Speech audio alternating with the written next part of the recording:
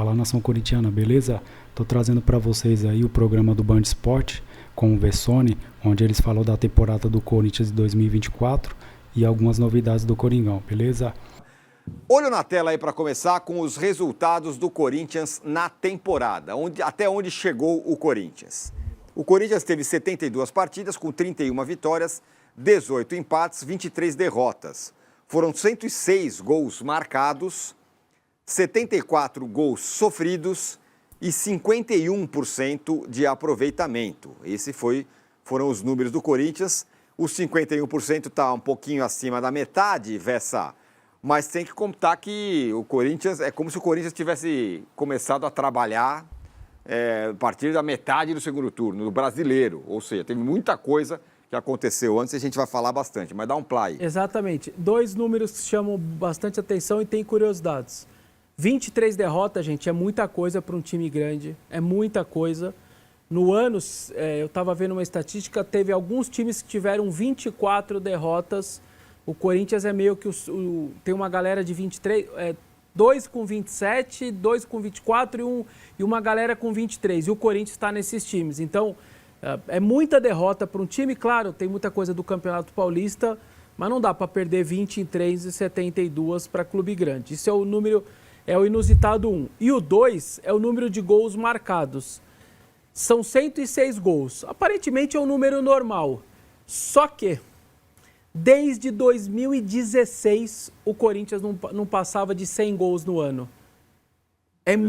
São muitos anos sem fazer míseros 100 gols no ano. Era um time mais de 1-0, sempre foi um time que se defendia mais, enfim. Teve lá toda uma situação... quase que de características de um clube. Então, nesses anos todos, inclusive o campeão brasileiro de 17 também não fez 100 gols. Então, depois de muitos e muitos anos, ele quebrou essa barreira dos 100 gols marcados aí. Então, fica essa parte inusitada também e essa curiosidade sobre o ano do Corinthians, que é um ano, sobretudo, de muitos gols na reta final. 3 em 3, e 3 em 1, e 4 em outro, e 5 em outro. Fechou o ano com muito gol, mas de maneira geral você vê 172. É um ponto alguma coisa, é um normal. Não é nada demais. É que o Corinthians em si não passava de 100 há muitos anos. Vamos mostrar como foi a reformulação do Corinthians, né? Lá no começo do ano saiu um monte de gente, entrou um monte de gente. Temos um quadro aí para mostrar para vocês. Então, quem deixou o Corinthians em 24? Vamos lá, Fábio Santos, Bruno Mendes, Gil, Cantídio, Juliano, Renato Augusto, Felipe Augusto, Pedro, Lucas Veríssimo, Rony, lembra? Rony, Matias Rojas, Cássio, Paulinho, Moscardo, Rafael Ramos, Carlos Miguel, João Pedro, Wesley, Guilherme Biro, Arthur Souza, Gustavo Mosquito, Raul Gustavo e Fausto Vera. Quantos caras são, Vessa? 23, cara. 23 caras, imagina você, rapa fora 23 caras. Um elenco de 35, que normalmente você tem... Nós estamos falando de 2/3 simplesmente vão embora de um clube. Isso é entre 1 de janeiro e final do ano, né? Porque, por exemplo, sei lá, o Fausto Vera saiu na janela de julho. Então, ao longo do ano, 23 foram embora. E a gente vai olhar depois as chegadas. Como eu disse, a gente vinha dizendo durante o ano. É a maior reformulação, talvez, de um clube grande que eu, pelo menos, me lembre que tenha passado. Os times pequenos, quando acaba um paulista, vai todo mundo embora. É uma coisa meio natural. Mas time grande não se faz futebol assim. Então, você querer um resultado tirando 23, colocando 21, como? Que jeito? Com 3 treinadores, mais 2 interinos. É muito difícil viver um futebol e terminar o ano que o Corinthians terminou tendo uma coisa como essa. Nenhum clube, cara. Pode pegar onde vocês quiserem, a data que vocês quiserem. Eu não lembro de 23 saídas em um ano. Aí chegou uma galera. As contratações do Corinthians em 24.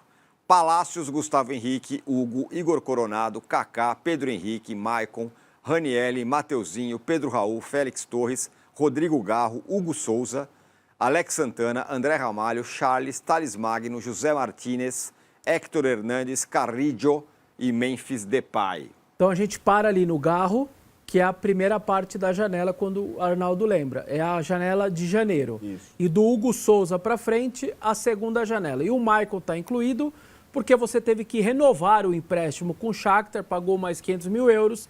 Então a gente coloca como um reforço do ano. Você pagou para o cara ficar de novo, apesar dele já estar no elenco em 2023. Por isso que ele é colocado como mais um. Então foram 21 entradas, nem todos com direito econômico, né?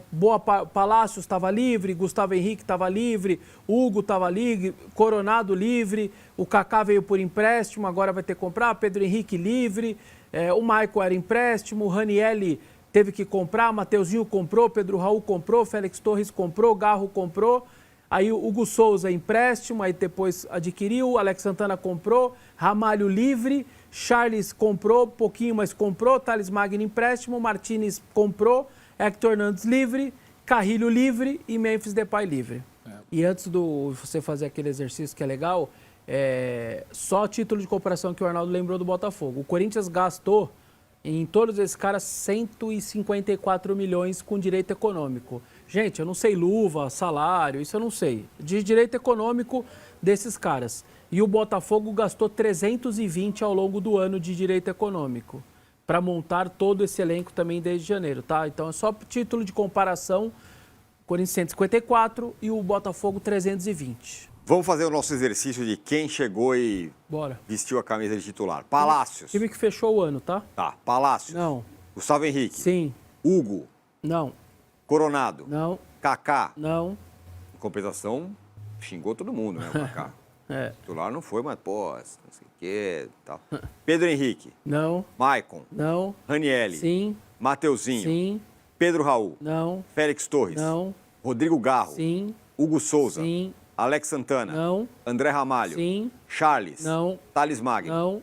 José Martínez. Não. Hector Hernandes. Não. Carrillo. Sim. Memphis. Sim. 8. A gente falou de 8 titulares que foram embora, 8 titulares É isso aí. chegaram. Exato. É isso aí. É isso. E não é pouca Agora, coisa. tem muito jogador importante aí, cara. Não titular.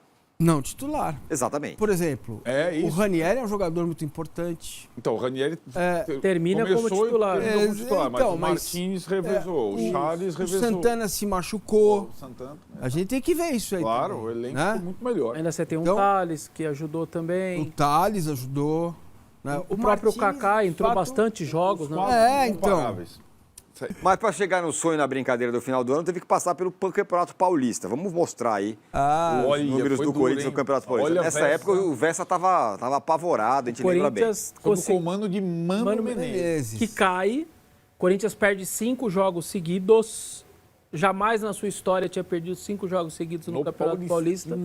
E entre esses 5 jogos, olha lá, começa nesse jogo aí, golaço do... Aliás, o ano começa com um voleio do Romero e termina com um voleio do Memphis, né? Aí, sonho na alegria. Olha lá, começa desse jeito.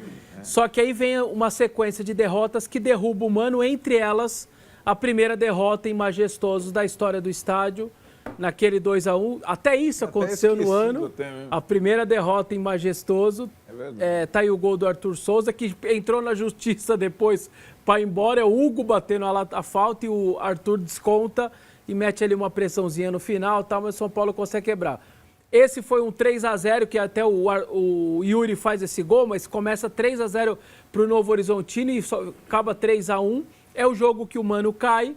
E é um 3-0 de um cara que não fazia gol há 2 anos e meio, que eu acho que agora continua 1 ano sem fazer gol. E ele meteu esses 3 gols aí, depois de não sei quanto tempo alguém fez 3 gols no Corinthians no estádio.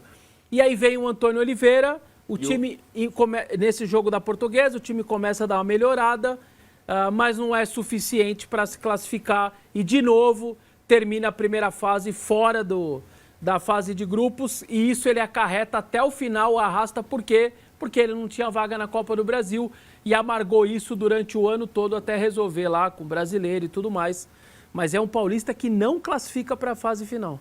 Vou mostrar aí os treinadores que passaram pelo Corinthians ao longo do ano. Mano Menezes, foram 5 jogos, 1 vitória e derrotas, e agora eu acabo de me lembrar aqui da nota que o Mano divulgou depois que foi demitido. Falou, então são 5 jogos aqui no ano, temporada, e eu fui demitido, justificando que não teve tempo, embora ele tenha vindo do ano passado, né? É porque o presidente nunca teve ali num cara que ele gostaria que permanecesse, mas tinha uma Então, multa alta, você deixa... Fora que ele pôs dos dois mundos, né? Um com aquela Ele turma veio lá do ano passada. passado, mas a Isso. carcaça toda foi Isso. trocada. A carcaça, exatamente. E aí troca o presidente. Exato. E ele não era o cara do Não era o Augusto. cara do Augusto. Outra então- lembrança, a primeira foto do ano. Planejamento Corinthians, Augusto Melo. Mano Menezes, Sidney Lobo auxiliar e uma turma lá do departamento de futebol e tal. Uma semana depois só tava o Mano Menezes e o Sidney Lobo. O resto já tinha todo mundo embora. O Você médico, lembra? o chefe dos médicos já tinha ido embora. Cara, foi... Que caos. Que caos, cara. Aí chegou o Antônio Oliveira, fica 29 jogos com 12 vitórias, 9 empates e 8 derrotas. Vamos combinar que não é exatamente um bom desempenho, né? É, não é. E ele pega... Mas eu insisto, ele pegou a fase mais osso, né? Isso pegou, Galera não saiu, tinha a os galera não tinha reforços, né? chegado. pegou e ele falava, e foi prometido. Aí ele vocês falou, vão ver se a no meio gente do ano. chegar na janela do meio do ano, o time vai mudar. Vocês esperem que o time vai ser outro depois da janela do meio do ano. É engraçado, porque tinha um planejamento grande para a janela do meio do ano e ele já sabia disso. A gente não sabe, mas talvez ele tenha indicado alguns jogadores que chegaram, né? Pode até Agora, ser. o Antônio Oliveira é muito engessado, né? Um ortopedista da bola, Perfeito, né? acho cara? Não dá.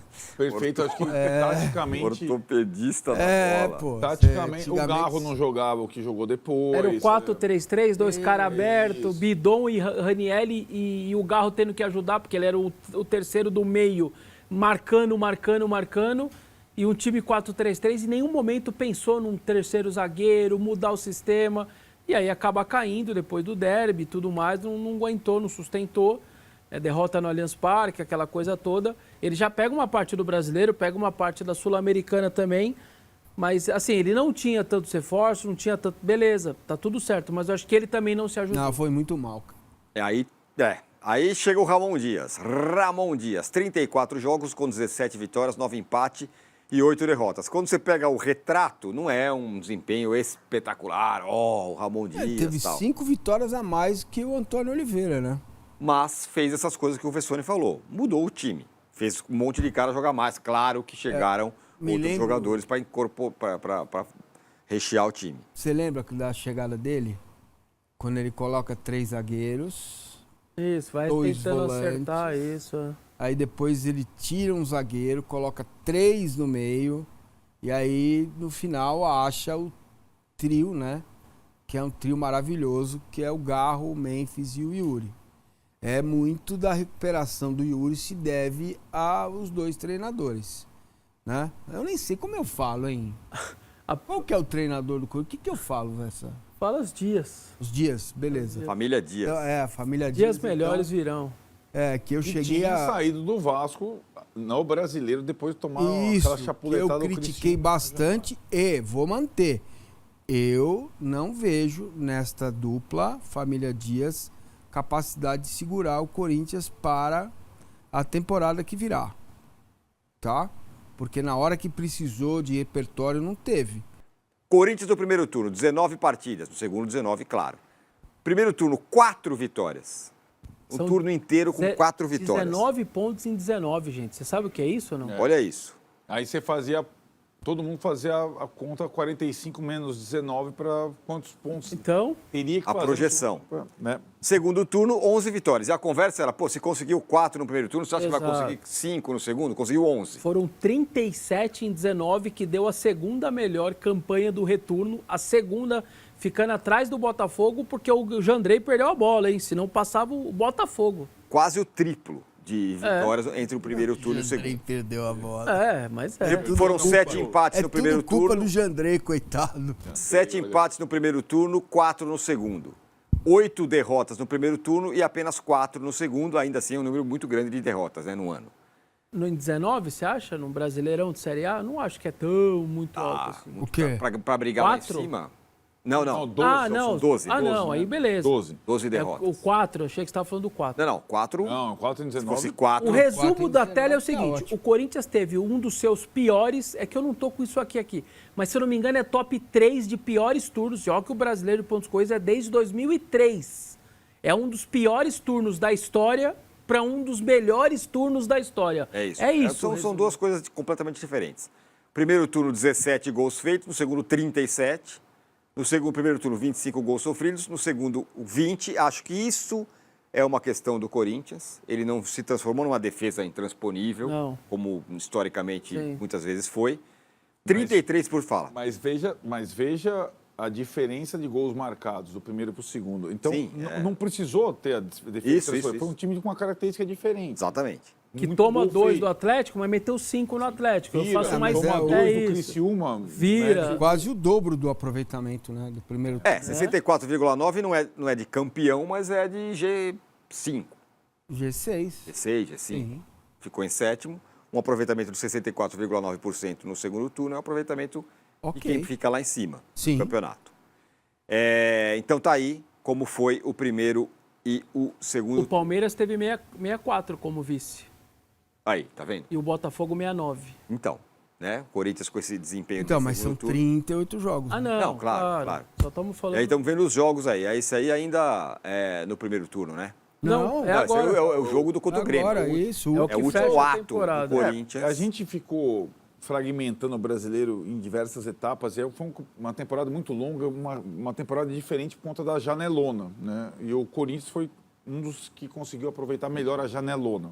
Por isso que a gente viu a comparação do, né, pós-Copa América, janelona, e teve time que se reformulou completamente ou se aperfeiçoou depois da janelona, caso do Corinthians, caso do Botafogo.